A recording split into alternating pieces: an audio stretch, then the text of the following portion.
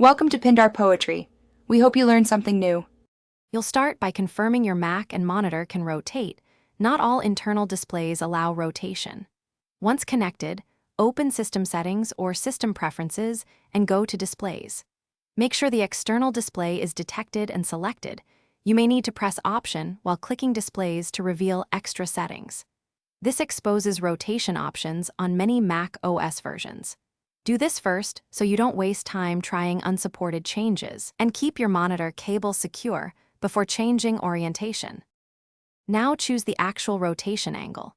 In the display settings, locate rotation or orientation and pick 90, 180, or 270 degrees for portrait or inverted views. Once you apply, Mac OS may ask you to confirm with an countdown. Make sure to confirm if the screen looks correct.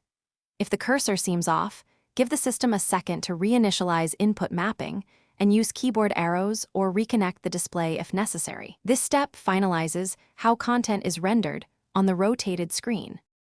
Finish by adjusting resolution and scaling so text and UI elements remain legible in the new orientation. If something goes wrong, revert to standard rotation or simply disconnect and reconnect the monitor to force detection. If the rotation option never appears, make sure Mac OS is up to date, test in safe mode, or consider a trusted third-party app that enables rotation. These are sometimes necessary for built-in displays. One key troubleshooting tip: rebooting with the external monitor connected often. Thanks for watching. Consider subscribing if we helped you.